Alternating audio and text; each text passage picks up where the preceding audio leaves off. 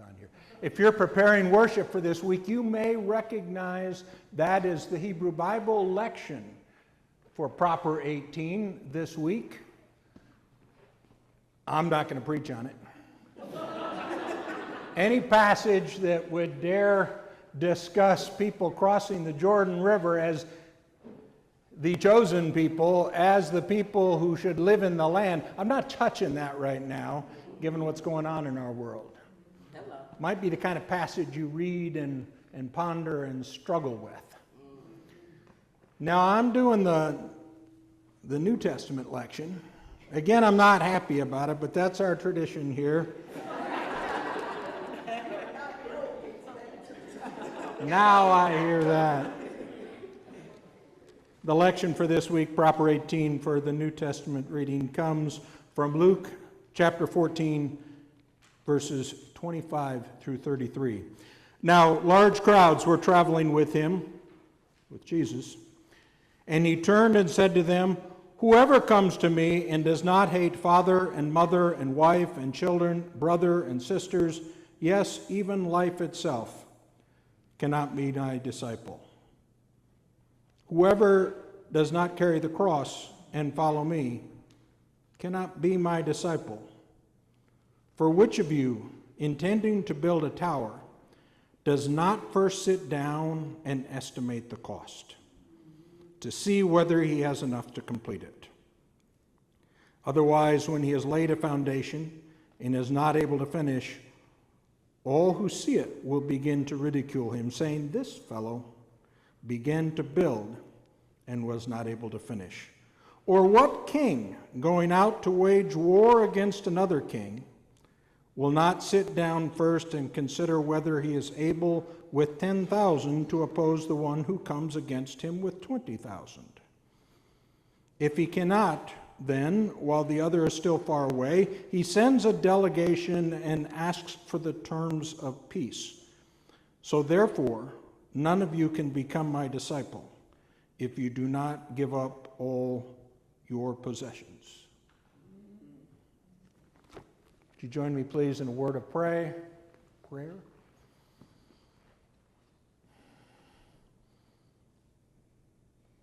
Oh God, might your word stir us and inspire us, comfort us, and yet challenge us. Amen. 41 years ago, last month, I set out to follow Jesus.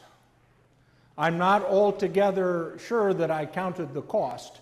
More specifically, 41 years and 1 month ago, I set out to go to seminary, and I am quite certain I didn't count the cost. That's what some of you and I have in common now, although I'm done.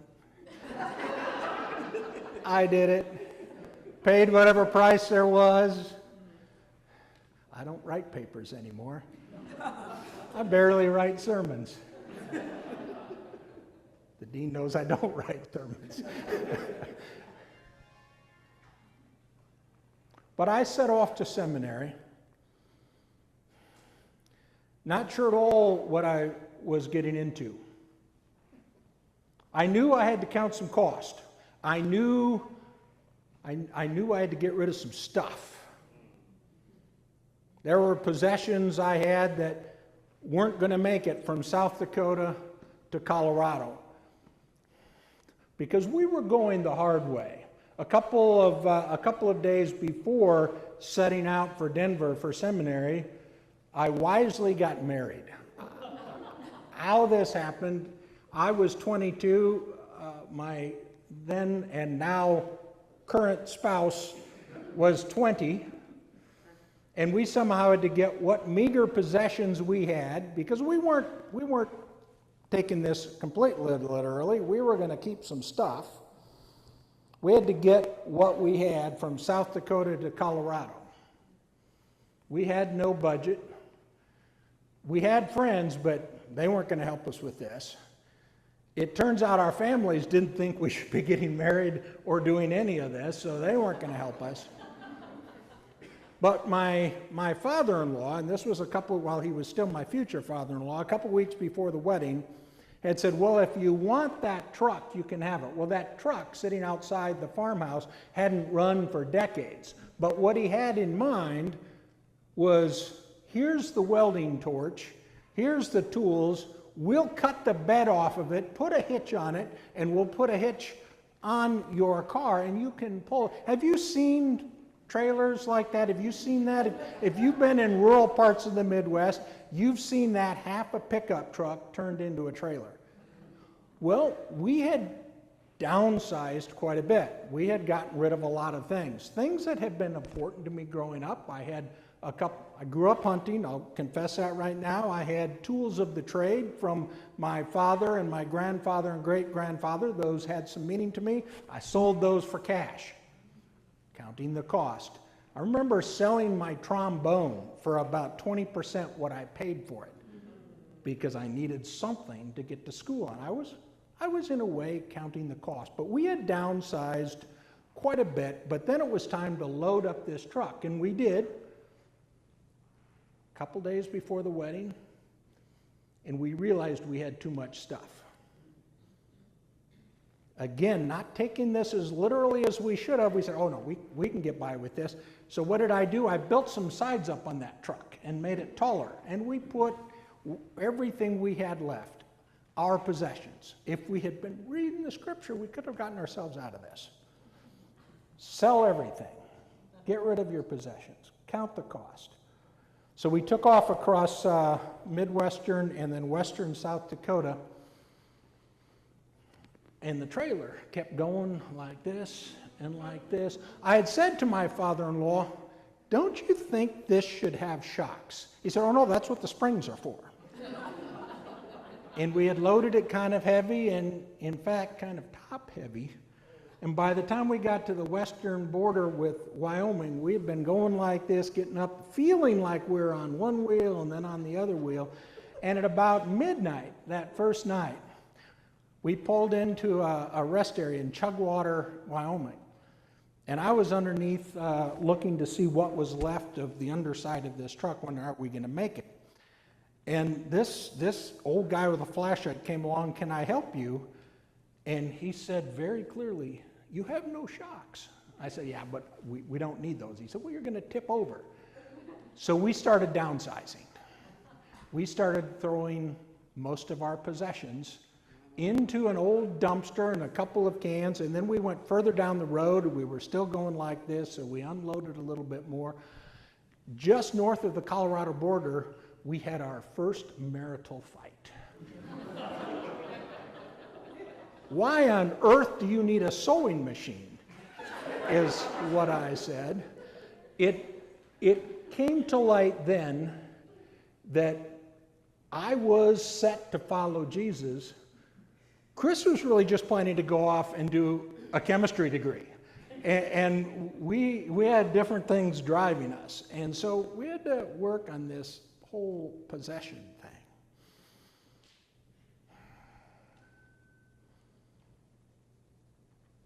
What do you do when you set out to do something important?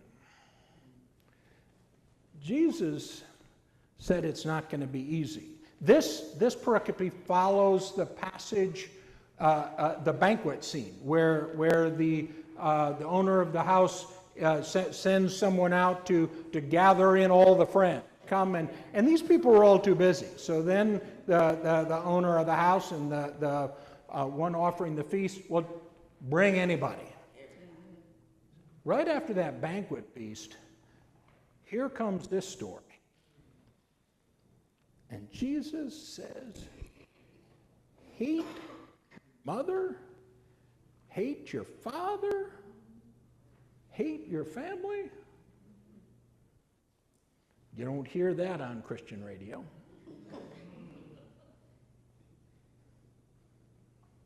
Now, fortunately, this isn't just Jesus on his own. This is Luke and Jesus working together.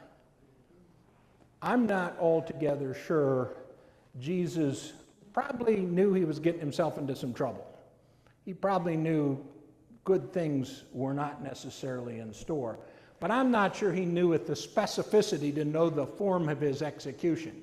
This idea of carrying your cross, no doubt, is something that they came up with after they knew that part of the story. So let's blame Luke for some of this. Hate your family. Now, the word here, and I'm going to be really careful because Dr. Schellenberg, we pick on you every week. The word for hate here seems to be something akin to separation or making a prioritization. Earlier this morning I looked, and yes, I still do have a Greek New Testament. Dr. James saw it. I did look, and if Schellenberg wasn't here, I'd actually try and say the word.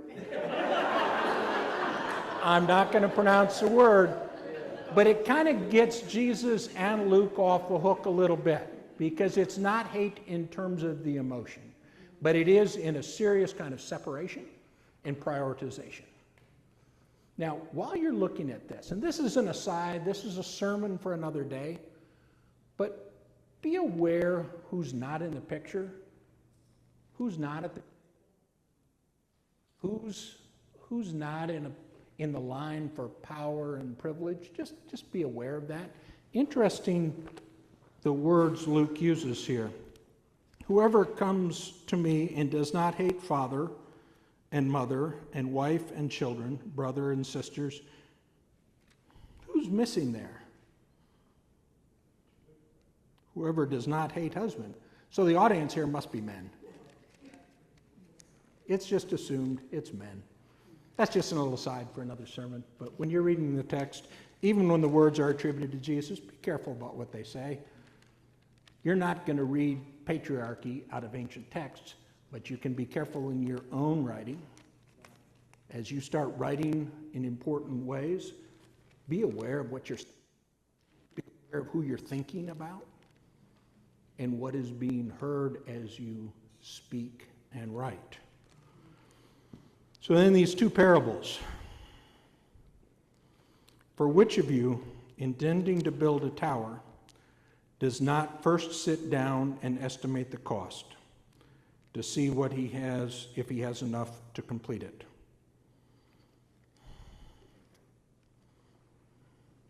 This is very much about counting the financial cost.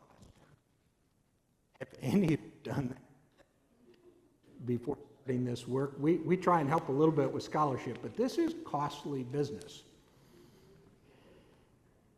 It's not easy to step out of your regular patterns of living, and there are tangible costs.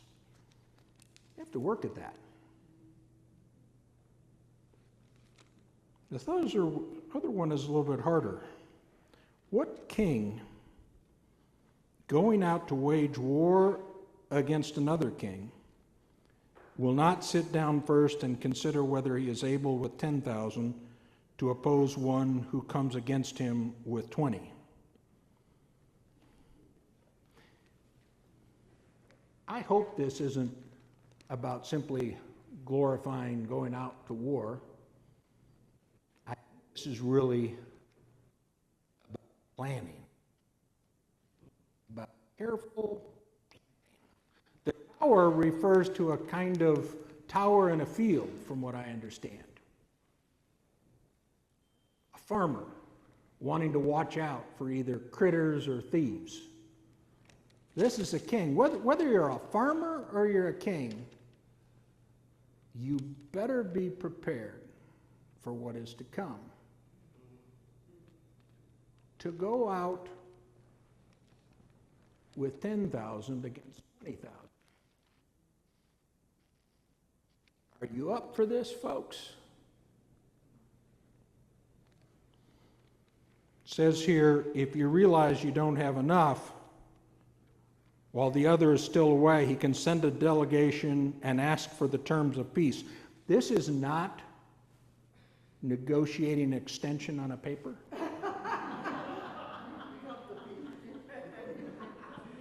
Don't even start thinking that that's what Luke is saying here. But are you prepared? Have you thought this through? We ended up getting to Denver with what was left of our stuff. Wow. And I actually found somebody to buy that trailer. And I was really honest. I said, you know, there are no shocks on this trailer. And he bought it anyway. We had trimmed down. Yes. I don't know what she said, but she's the dean, so I just said yes. You would all. Oh, the sewing machine made it, and that sewing machine made my clothes for not only 3 years of seminary, but the first couple of years and the first 10 stoles I wore all came off that sewing machine. So now I know. I'm glad we kept it. And when she had demanded to keep the sewing machine, I demanded to keep a shovel that had been passed down from my grandfather that is still hanging on the wall of a garage in Arizona, and I use it. So some possessions are okay. But the possessions that may be inferred in this are the ones that really nearly caught me up. I figured out those material possessions. But there were other things in my possession when I showed up in my classroom the first time. There were some serious assumptions. There's some very real biases, some prejudices. That, for me, was what I needed to wrestle with. Could I unload that stuff? I think I will eventually. The process starts now in counting the cost of discipleship. Doesn't hurt to downside some material stuff. That's important too. That can get in the way. But you really need to look at what else do you possess when you come into this endeavor. What else do you need to wrestle with? Now there's a verse. And I know we're running over here, but I want you to remember real quickly, Dr. Allen added an extra verse. Everyone thinks if chapel or worship service run over, it's the preacher's fault because the preacher goes toward the end. She had us sing the extra verse, but I'm going to go on. The lectionary stops with verse 33, but there's another verse, 34. Salt is good, but if salt has lost its taste, how can its saltiness be restored? It is fit neither for the soil nor the manure pile. They throw it away. Let anyone with ears to hear listen. Seems like a funny add-on after this.